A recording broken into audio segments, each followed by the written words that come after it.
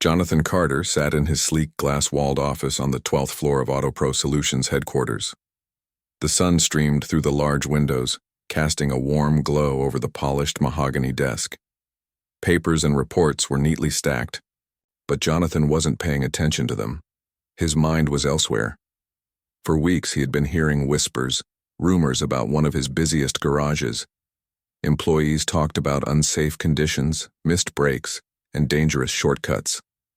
At first, he dismissed it as typical workplace grumbling, but the stories kept coming and they started to sound alarmingly similar. Jonathan prided himself on running a company that valued safety above all else. He had spent years building AutoPro Solutions into a trusted name across the country. The idea that one of his own garages might be putting workers at risk gnawed at him. He couldn't just sit back and let it slide. Something had to be done, but how could he trust what he was hearing? Reports from regional managers always painted a rosy picture. Audits showed compliance with safety regulations. Yet, the rumors persisted. One evening, as he drove home from work, an idea began to form in his mind. What if he went undercover? If he could see the garage for himself without anyone knowing who he really was, he'd know the truth. It was risky, yes, but Jonathan had never shied away from risks when it mattered. He decided right then that he would do it. He would step out of his suit and tie, leave behind the polished world of boardrooms and spreadsheets, and dive headfirst into the gritty reality of one of his busiest locations. The next morning, Jonathan called his assistant, Linda, into his office. "I need you to clear my schedule for the next 2 weeks," he said firmly. Linda raised an eyebrow but didn't question him. She knew better than to pry when Jonathan made up his mind. Once she left, he opened his laptop and began researching everything he could about being a mechanic. He watched videos, read articles, and even ordered a pair of worn-out coveralls online. By the time Friday rolled around, Jonathan felt ready, or as ready as he could be. On Monday morning, Jonathan stood outside the bustling garage on the outskirts of Chicago. Gone was the tailored suit and shiny shoes. In their place were faded jeans, scuffed boots, and those coveralls he had bought. He had shaved off his neatly trimmed beard and styled his hair differently to avoid recognition. As he approached the entrance, he felt a mix of excitement and nervousness bubbling inside him. This was uncharted territory for him, and he wasn't entirely sure what to expect. The garage was loud and chaotic, filled with the sounds of power tools, clanking metal, and revving engines. Oil stains marked the concrete floor, and shelves lined the walls crammed with tools and spare parts. A man in his late 40s with grease-streaked hands walked over to greet him. "You must be John," the man said gruffly, extending a hand. "Yes, sir," Jonathan replied, shaking the man's hand firmly. "Thanks for having me. I'm Mike Dawson, head mechanic here," the man introduced himself. "We've been short-staffed lately, so we're glad to have another pair of hands. You'll be working with Alex Monroe today. He's one of our best guys." Mike led Jonathan deeper into the garage, where a younger man was bent over the hood of a car. He looked up briefly, wiped his hands on a rag, and gave a quick nod. "This is Alex," Mike said. "He'll show you the ropes." With that, Mike turned and walked away, leaving Jonathan standing awkwardly beside Alex. "So, I'm John," he offered, trying to sound casual. "Alex," the young man replied tersely. "Let's get started." Over the course of the day, Alex showed Jonathan the basics: how to check oil levels, change tires, and use some of the simpler tools. Jonathan listened intently, absorbing every detail. Though Alex seemed friendly enough, there was a tension in his movements, a sense of urgency that bordered on frantic. He barely took a break, constantly moving from one task to the next. When Jonathan asked if he wanted help with something, Alex waved him off. "Nah, I got it. You're still learning." As the hours ticked by, Jonathan began to notice things beyond the tasks themselves. Tools lay scattered across workbenches, creating hazards for anyone walking past. Oil spills dotted the floor, untouched despite the obvious slip risk. Workers shouted instructions over the noise, their voices strained. No one wore ear protection or gloves consistently. It was clear that this place operated on the edge of chaos. At one point, Jonathan saw Alex drop a wrench. It clattered to the ground, narrowly missing his foot. Alex muttered a curse under his breath but didn't stop to assess the situation. Instead, he picked up the tool and kept working as if nothing had happened. Jonathan frowned. Was this normal behavior? Or was it a sign of deeper issues? By lunchtime, Jonathan was already exhausted. He followed Alex to the small break room, where a few other mechanics were gathered. They chatted briefly about the day's workload, but the conversation quickly shifted to complaints. One man griped about the long hours. Another mentioned how understaffed they were. A third chimed in saying, "Corporate doesn't care about us, all they want is faster turnaround times." Jonathan stayed quiet, sipping his coffee and observing. These weren't just idle grumbles, they were cries for help. Each word reinforced his suspicions that something was seriously wrong here, but he needed more evidence before he could act. For now, he had to keep his head down and blend in. When the break ended, Alex returned to work with renewed intensity. Jonathan trailed behind him, determined to learn as much as possible. As the afternoon wore on, he found himself growing increasingly uneasy. This wasn't just a matter of disorganization or inefficiency. Lives were at stake here. And if no one else was going to fix it, then it was up to him. By the time the day finally came to a close, Jonathan's muscles ached and his hands were smeared with grease. He trudged back to his car, feeling both drained and invigorated. The experience had been eye-opening, to say the least. He hadn't expected the conditions to be this bad, but now that he knew the truth, he couldn't turn a blind eye. Whatever it took, he was going to make things right. As he drove home, Jonathan replayed the events of the day in his mind. He thought about Alex's relentless pace, the cluttered workspace, and the careless handling of tools. Most of all, he thought about the people, the hard-working men and women who came to this garage every day, risking their safety to keep the business running. They deserved better, and Jonathan was determined to give it to them. The next morning, Jonathan arrived at the garage earlier than usual. He wanted to get a head start before the chaos of the day took over. As he stepped inside, he noticed that Alex was already there, hunched over an engine block with a look of intense concentration. The fluorescent lights buzzed overhead, casting harsh shadows on the grease-streaked floor. Tools clattered as other mechanics began their routines, and the smell of oil and rubber filled the air. "Morning," Jonathan said, trying to sound casual as he approached Alex. Alex barely glanced up. "Hey, grab your gloves. We've got a lot to do today." Jonathan nodded and slipped on a pair of work gloves. Over the next hour, Alex handed him tasks, tightening bolts, checking fluid levels, and fetching tools from across the garage. At first, Jonathan struggled to keep up. The names of parts and tools were still unfamiliar, and he had to ask questions constantly. But Alex didn't seem to mind. In fact, he seemed almost relieved to have someone helping him, even if it was just a rookie. As the morning wore on, Jonathan started noticing patterns in the way things were done, or rather, not done. Safety protocols that should have been second nature to everyone appeared to be ignored. For instance, when a mechanic climbed under a car to inspect its underside, he didn't bother using jack stands to secure it properly. Instead, he relied solely on the hydraulic lift, which groaned ominously under the weight. Another worker used a drill without goggles, sparks flying dangerously close to his face. Jonathan tried to point out some of these issues subtly. "Shouldn't we double-check that lift?" he asked once, gesturing toward the car suspended above them. Alex shrugged. "It's fine. It's held up so far. But what if it fails? Someone could get crushed." Alex gave him a tired smile. "Yeah, well, we don't really have time to worry about what-ifs around here. Just focus on the job, okay?" Jonathan bit back his frustration and nodded. He knew pushing too hard might raise suspicions, but it was becoming harder to stay silent. Every corner of the garage seemed to hold another example of reckless behavior. One mechanic lit a cigarette near a pile of oily rags, completely oblivious to the fire hazard. Another left a wrench dangling precariously from the edge of a shelf, where it could easily fall and injure someone below. By mid-morning, the garage was buzzing with activity. Cars lined up outside, waiting for repairs, and customers called impatiently to check on their vehicles. Mike Dawson paced between the bays, barking orders and urging everyone to hurry. His voice carried over the noise of grinding metal and roaring engines. "Come on, people, we're falling behind." Alex wiped sweat from his brow and muttered under his breath, "Falling behind?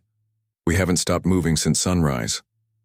Jonathan watched as Alex tightened a bolt with trembling hands. The young mechanic looked exhausted, dark circles under, his eyes betraying long hours and little rest. When Jonathan offered to take over, Alex shook his head. "I'm good. You're still learning. Don't want you messing anything up." Despite Alex's protests, Jonathan could see the toll this pace was taking on him. Around noon, disaster almost struck. Alex was replacing a radiator hose when the old one snapped unexpectedly, spraying hot coolant everywhere. Instinctively, Jonathan grabbed a rag and helped mop up the mess before anyone slipped. Alex let out a shaky laugh. "Close call, huh?" "Too close," Jonathan replied seriously. "You need to slow down. Take a break." "I can't," Alex said, shaking his head. "If I stop, everything backs up. Mike will kill me." Jonathan frowned but didn't press further. He realized that Alex wasn't just working fast because he wanted to. He was doing it because he felt he had no choice. The pressure from management to meet unrealistic deadlines was suffocating, and no one dared to speak up. Later that afternoon, Jonathan found himself paired with Ryan Foster, another mechanic who worked quietly and kept to himself.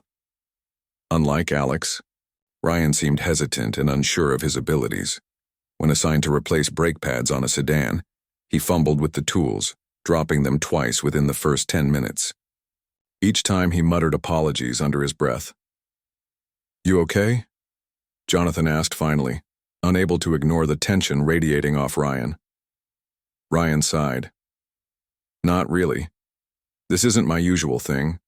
I mostly handle simpler stuff like oil changes. But Mike says I need to learn, so..." His voice trailed off, but Jonathan understood. Ryan was being pushed into tasks he wasn't ready for, all in the name of efficiency. Jonathan offered to guide him through the process, explaining each step carefully.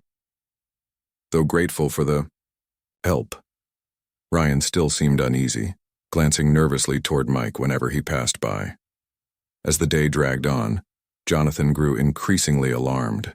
He saw firsthand how the relentless push for speed overshadowed basic safety measures. Workers skipped steps they deemed unnecessary, assuming shortcuts wouldn't lead to problems. They avoided wearing protective gear because it slowed them down. Even simple precautions like cleaning up spills or organizing tools were neglected in favor of rushing to the next task. When the final bell rang signaling the end of the shift, most of the mechanics practically sprinted for the exit. Only Alex lingered, finishing up the last few repairs. Jonathan hesitated, then walked over to him. "You heading home soon?" Alex shook his head.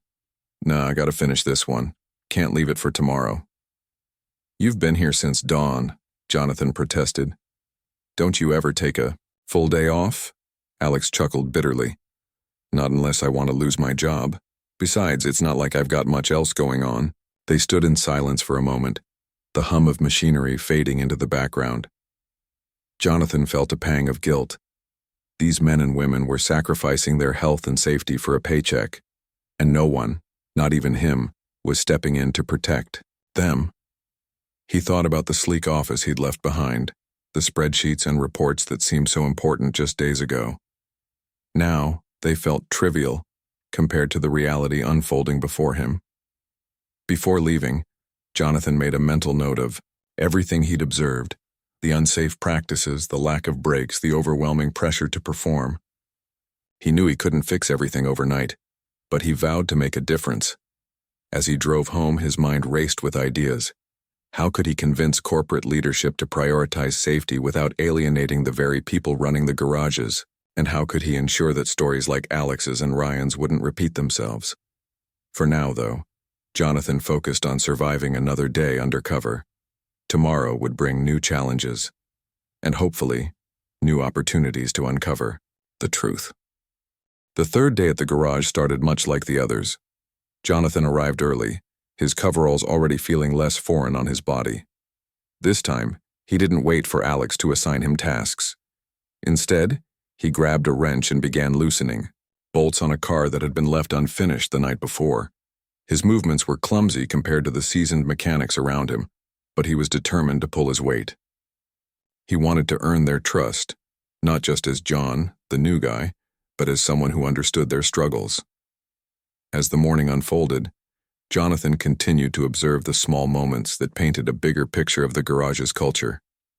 One mechanic, Pete, yawned repeatedly while working on a transmission repair. When Jonathan asked if he'd slept well, Pete laughed dryly. "Sleep? What's that? I've got 2 kids and a mortgage. Sleep is for people who don't have bills." Another mechanic, Lisa, barely looked up from her task when a customer complained about waiting too long. She simply muttered, "Tell Mike. He's the one setting the schedule." Her tone was flat, devoid of emotion, as though she'd given up trying to explain the impossible demands placed on them. By mid-morning, the garage was in full swing. Cars lined up outside, horns blaring impatiently. Inside, the noise was deafening, tools clanking, engines revving, and voices shouting over the din. Mike Dawson stalked between the bays, clipboard in hand, barking orders. "Faster, faster. We're losing customers because of you." Jonathan clenched his jaw but kept his focus on the task at hand. He worked alongside Alex, who seemed even more frazzled than usual. At one point, Alex dropped a socket wrench, narrowly missing his foot. He cursed under his breath but didn't stop to check for injury. Jonathan noticed a growing bruise on Alex's knuckle, evidence of previous mishaps.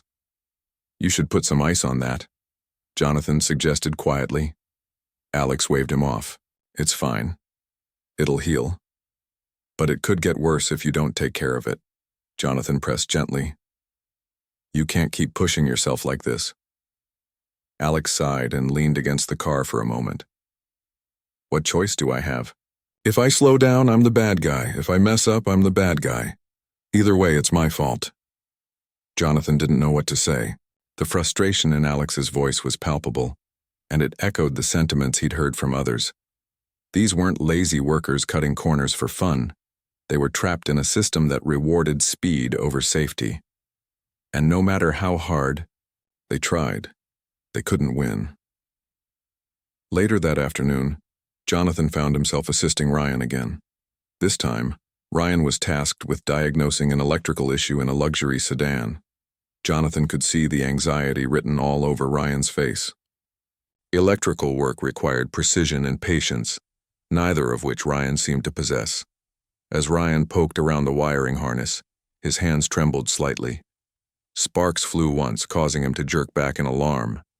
"Careful," Jonathan warned, stepping closer. "You need to disconnect the battery first, otherwise you're risking a short circuit or worse." Ryan nodded nervously but hesitated. "I don't want to mess anything up. These cars are expensive." "They won't be worth much if you fry the system," Jonathan said firmly. "Let me help you." Together, they disconnected the battery and began inspecting the wiring more carefully. Though Ryan still seemed unsure, having Jonathan guide him gave him a bit of confidence. By the time they finished, the car was running smoothly again. Ryan let out a sigh of relief. "Thanks, man. I owe you one." "No problem," Jonathan replied. But inwardly he felt a surge of anger. Why had Ryan been assigned such a complex task in the first place? He clearly wasn't ready for it, yet no one had stepped in to offer proper training or support. The Yiddish garage's leadership was setting its employees up for failure and potential disaster. As the day wore on, Jonathan's frustration mounted. He saw toolboxes left open, creating tripping hazards. Oil spills remained unattended, turning the floor into a skating rink. Workers skipped wearing protective goggles or gloves, claiming they got in the way. Each oversight gnawed at him, reinforcing the urgent need for change. During a rare lull in the chaos, Jonathan spotted Alex sitting alone in the break room. The young mechanic stared blankly at a cup of coffee, his shoulders slumped. Jonathan hesitated for a moment, then walked over and sat down beside him. "Mind if I join you?" Alex shrugged. "Go ahead."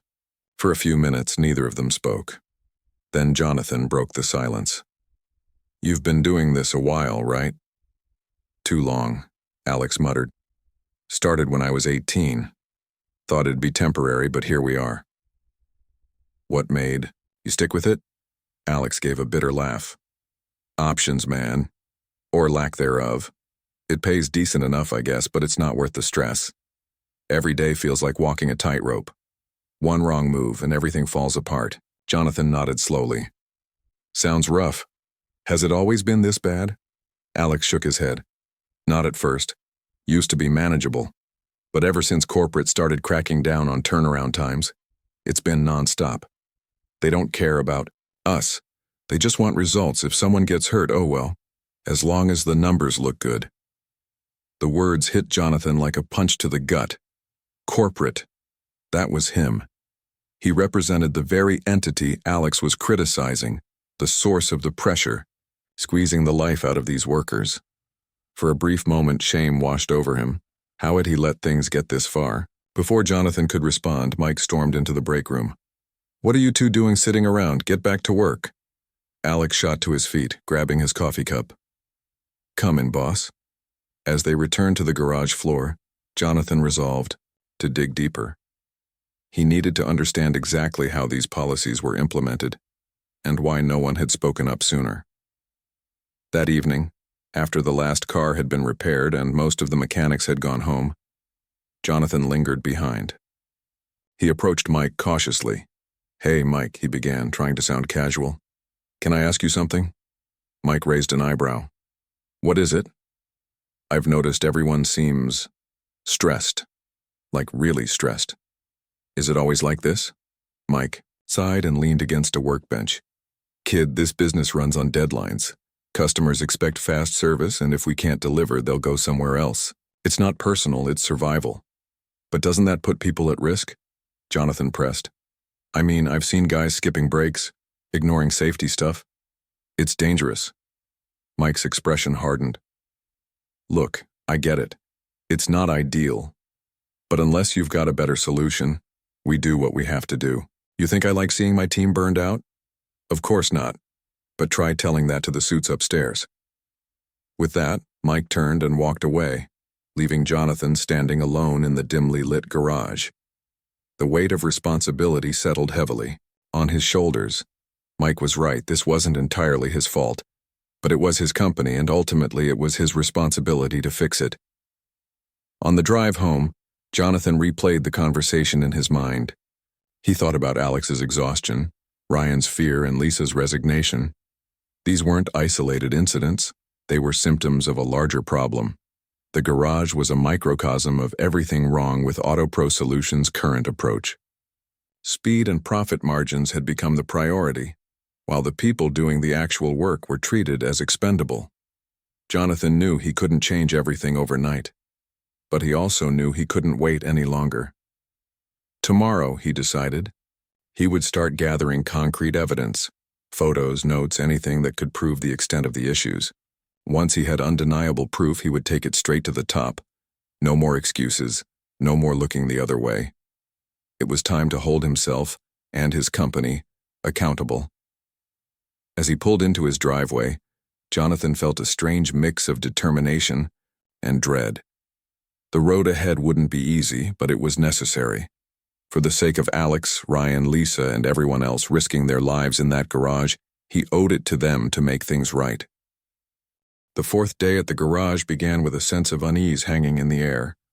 Jonathan had barely slept the night before, his mind racing with plans and possibilities. He knew he needed to gather solid evidence of the unsafe conditions if he hoped to convince corporate leadership to take action. But how far was he willing to push things? Every interaction felt like walking a tightrope, balancing his role as John, the mechanic, with the reality that he was actually Jonathan Carter, CEO of AutoPro Solutions. When he arrived, the garage was already buzzing with activity. Cars lined up outside, their drivers honking impatiently. Inside, the usual chaos reigned supreme. Tools clattered, engines roared, and Mike Dawson's voice carried over the noise as he barked orders. Jonathan slipped into his coveralls and got to work, keeping one eye on the tasks at hand and the other on the larger picture unfolding around him. By mid-morning, Jonathan found himself paired with Ryan again. This time, Ryan was assigned to replace a timing belt on an older sedan. It was a delicate job that required precision and patience, neither of which Ryan seemed to have. As Ryan struggled to remove the old belt, Jonathan noticed beads of sweat forming on his forehead. His hands trembled slightly as he reached for a socket wrench. "Need a hand?" Jonathan asked, stepping closer. Ryan hesitated, then nodded. "Yeah, I guess so. I don't want to mess this up." Together they worked carefully, double-checking each step along the way. Despite Jonathan's guidance, Ryan still seemed nervous, glancing toward Mike every few minutes as though expecting criticism. When they finally finished, Ryan let out a shaky breath. "Thanks, man. Seriously, I couldn't have done it without you." "No problem," Jonathan replied. But inwardly he felt a surge of frustration. Why hadn't anyone trained Ryan properly? Assigning inexperienced workers to complex tasks wasn't just inefficient, it was dangerous. If something went wrong during a repair, the consequences could be catastrophic. Later that afternoon, disaster nearly struck. A customer brought in a luxury SUV with electrical issues, demanding it be fixed by the end of the day. Mike immediately assigned the task to Ryan, despite knowing Ryan lacked experience with high-end vehicles. As Ryan poked around under the hood, sparks flew unexpectedly, narrowly missing his face. Startled, he stumbled backward, knocking over a toolbox in the process. "What the hell is going on here?" Mike shouted, storming over. I'm sorry," Ryan stammered, his face pale. "I didn't mean to." "Sorry doesn't fix cars," Mike snapped.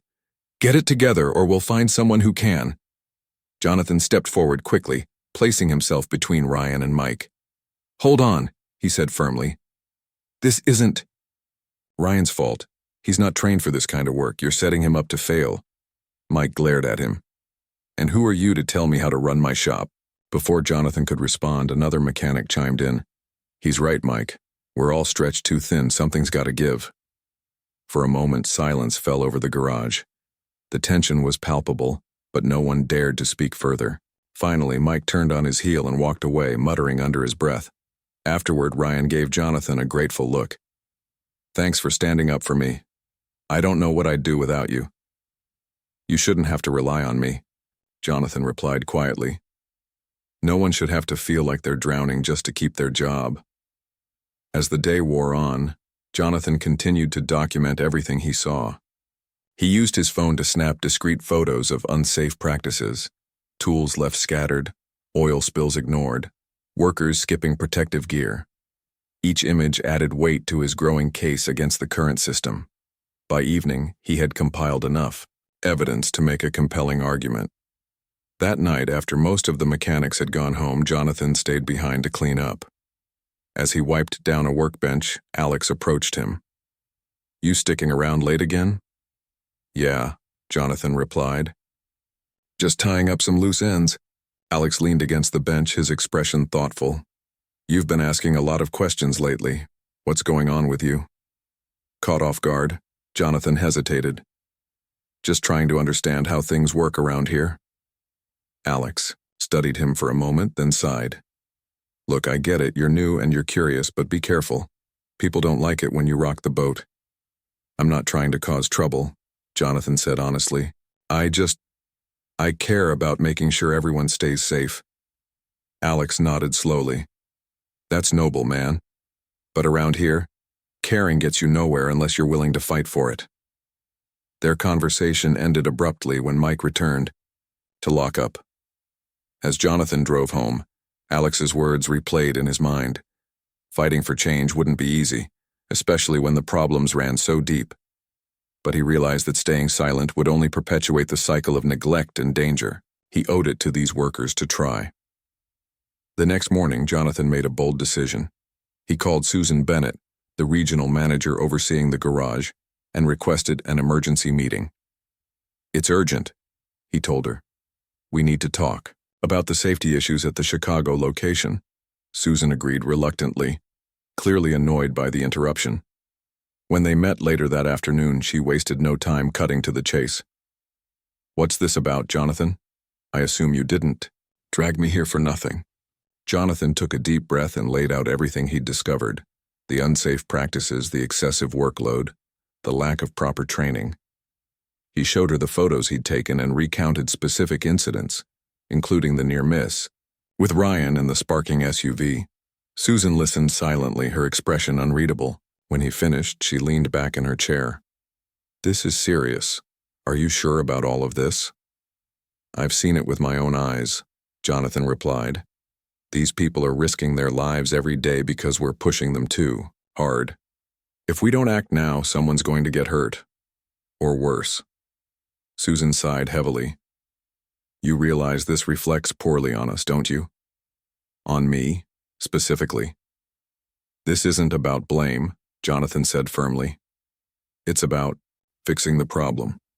If we don't address this now, it's only a matter of time before it blows up in our faces." After a long pause, Susan nodded. "All right, let's figure out a plan. But whatever we do, it needs to happen fast and quietly." Over the next hour, they brainstormed solutions. They decided to implement mandatory safety training for all employees, hire additional staff to ease the workload, and conduct regular inspections to ensure compliance. Most importantly, they agreed to eliminate the unrealistic efficiency targets that had been driving workers to cut corners. When the meeting ended, Jonathan felt a mix of relief and apprehension. He knew the road ahead wouldn't be smooth, but at least they were taking the first step. That evening, as he prepared to return to the garage, he reminded himself why he had started this journey in the first place. For Alex, for Ryan, and for everyone else putting their lives on the line every day. It was worth it. The following morning, Jonathan arrived at the garage ready to face whatever came next. Change wouldn't happen overnight, but he was determined to see it through. As he stepped inside, he caught sight of Alex working on a car. Their eyes met briefly, and Jonathan gave him a small nod. Things were about to change, for the better. The fifth day at the garage marked a turning point, not just for Jonathan, but for everyone who worked there. Armed with Susan Bennett's backing and a clear plan of action, Jonathan decided it was time to reveal his true identity. He knew the moment wouldn't be easy. Trust was fragile in a place where corporate leadership often felt like an invisible force pulling strings from afar. Still, he believed honesty was the only way forward. That morning, Jonathan arrived earlier than usual.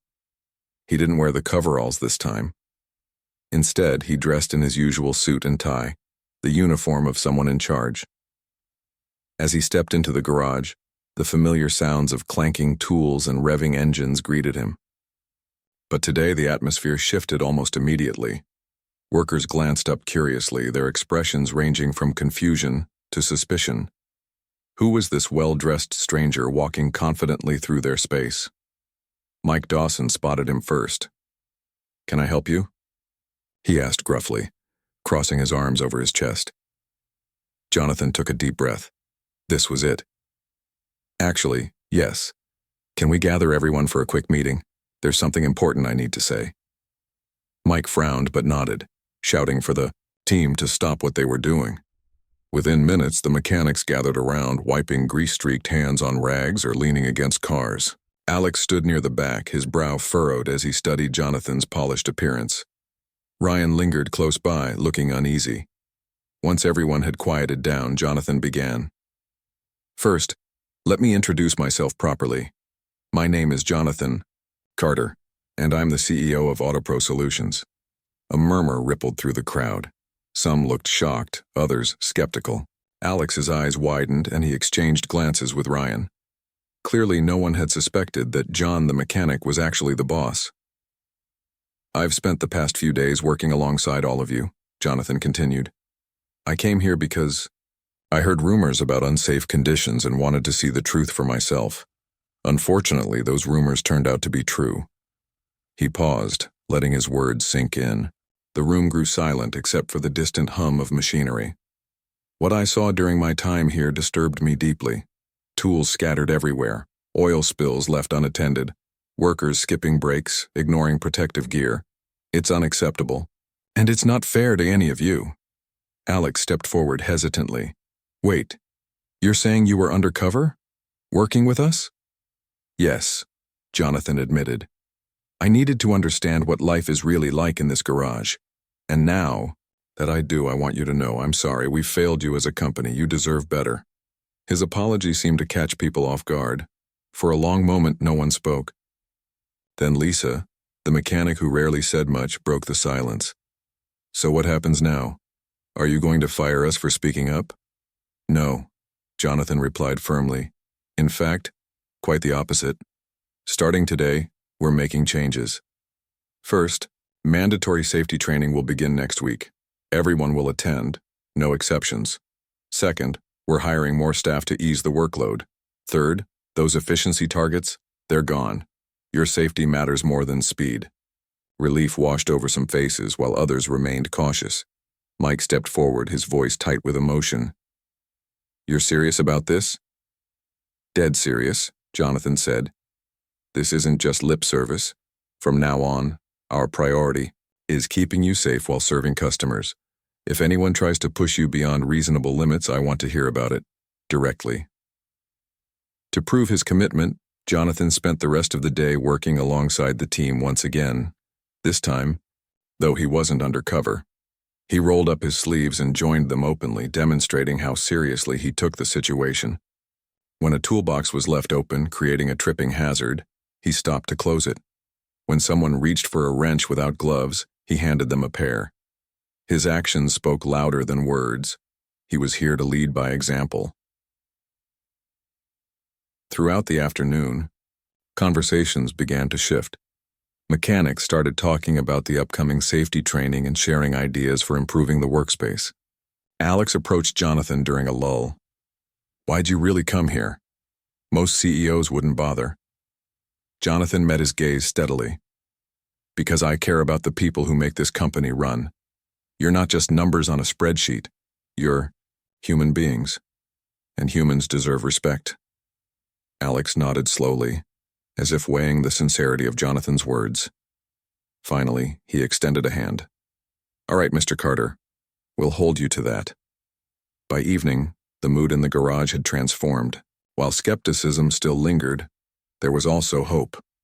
A sense that maybe, just maybe, things could improve.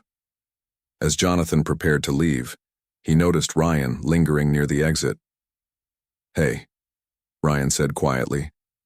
Thanks for sticking up for me yesterday. I don't think I said it enough.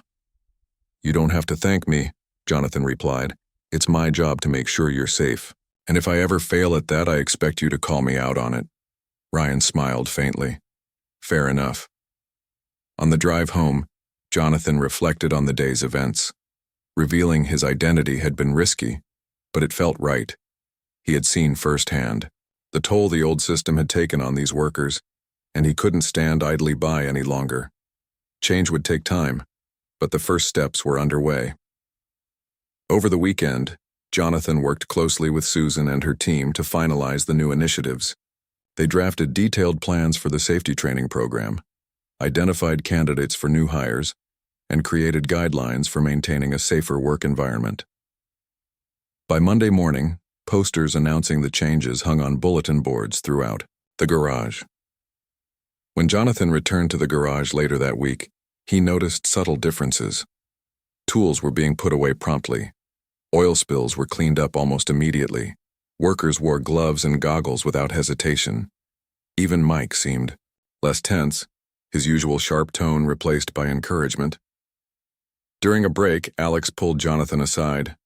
You know, people are starting to believe you mean it. That's rare. It's not about belief, Jonathan said. It's about action. Keep holding me accountable, Alex. That's how we'll keep moving forward. As the days turned into weeks, the transformation became undeniable. The garage wasn't perfect, it never would be, but it was safer, calmer, and more organized. Employees began taking pride in their work again, knowing they weren't being pushed beyond their limits. Customers noticed the difference too, praising the improved service. For Jonathan, the experience changed him in ways he hadn't anticipated. It reminded him why he'd started Auto Pro Solutions in the first place, to provide reliable, trustworthy service. Somewhere along the way, he'd lost sight of the people behind the business. Now he vowed never to forget them again. One evening, as he sat in his office reviewing reports, Linda knocked on the door. "Mr. Carter, everything okay?" Jonathan looked up and smiled. "Better than okay, Linda, better than okay." Weeks had passed since Jonathan Carter revealed his true identity at the garage. The changes he implemented were beginning to take root, and the atmosphere in the workplace had shifted dramatically. What was once a chaotic, high-pressure environment was slowly transforming into something more manageable and humane. For the first time in years, the mechanics felt like they could breathe again. Jonathan continued visiting the garage regularly, not as an undercover worker but as a leader who wanted to stay connected to the people on the ground. He made it a point to talk to everyone, asking for feedback and addressing concerns directly. His presence wasn't just symbolic, it was practical. He rolled up his sleeves when needed, helping with repairs or organizing tools. It wasn't about proving anything, it was about showing that he cared. One afternoon, while walking through the bays, Jonathan noticed Alex working on a car with Ryan. They moved efficiently, their movements confident and deliberate. Gone was the frantic pace that used to define their days. Instead, there was a sense of calm purpose. Jonathan approached them, smiling. "How's it going?" Alex glanced up, wiping his hands on a rag. "Pretty good, actually. This new system makes a big difference." Ryan nodded in agreement. "Yeah, it feels like we can actually focus on doing things right instead of rushing through everything." "That's exactly what I hoped for," Jonathan said. "You guys are the backbone of this company. If you're not safe, none of this works." Alex chuckled. "Funny hearing that from the CEO, but thanks, it means a lot." Jonathan stayed a little longer, watching them work. He noticed how they double-checked each other's steps, ensuring nothing was overlooked. It reminded him of why he loved this industry. The craftsmanship, the teamwork, the satisfaction of solving problems. These weren't just employees punching a clock. They were skilled professionals who took pride in their work. And now, they finally had the support they needed to thrive. Later that week, Jonathan called a town hall meeting at the garage. All shifts were invited, and chairs were set up in the parking lot to accommodate everyone. As the workers gathered, Jonathan stood at the front feeling a mix of nerves and excitement. This was his chance to apologize personally and outline the future of AutoPro Solutions. "Thank you all for coming," he began. "First, I want to say how proud I am of the progress we've made so far. When I first came here undercover, I saw a lot of things that troubled me. Unsafe conditions, unrealistic expectations, a culture that valued speed over safety. Those things aren't acceptable, and I'm sorry for letting them happen." The crowd listened quietly, some nodding in agreement. Jonathan continued, his voice steady. "But I also saw something else. Hard-working men and women who care deeply about their jobs. People like Alex, Ryan, Lisa, and Mike, who show up every day despite the challenges. You inspire me and you remind me why I started this company in the first place." He paused, scanning the faces before him. "Moving forward, our focus will be simple: safety, respect, and excellence. We're hiring more staff to ease the workload. We're providing ongoing training to ensure everyone has the skills they need. And most importantly, we're creating a culture where your voices matter. If something isn't right, speak up. I promise you'll be heard."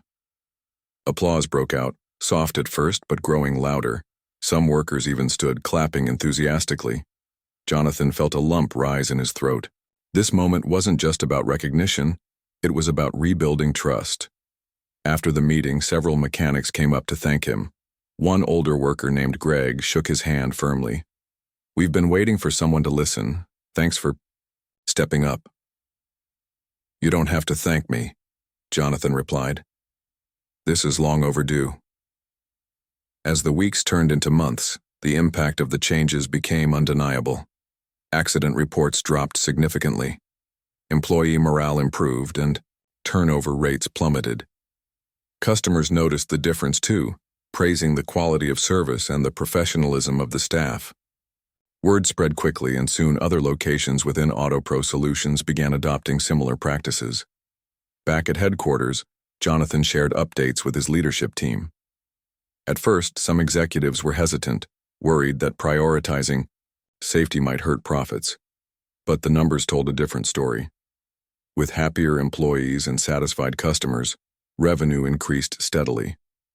It was proof that doing the right thing didn't have to come at the expense of success.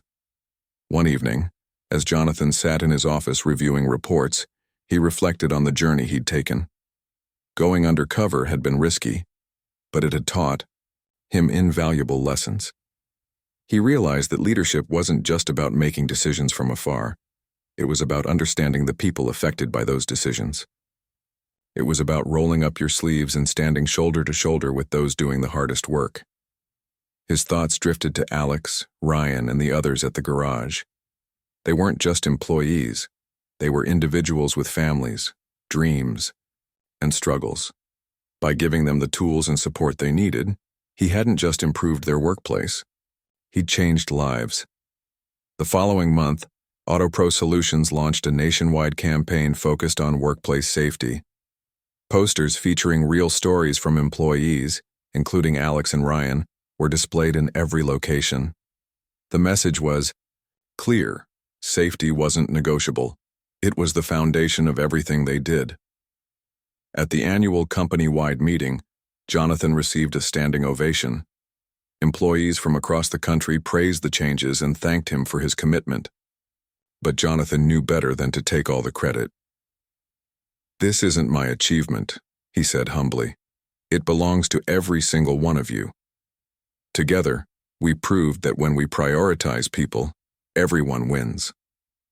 As the applause echoed through the room, Jonathan felt a deep sense of fulfillment.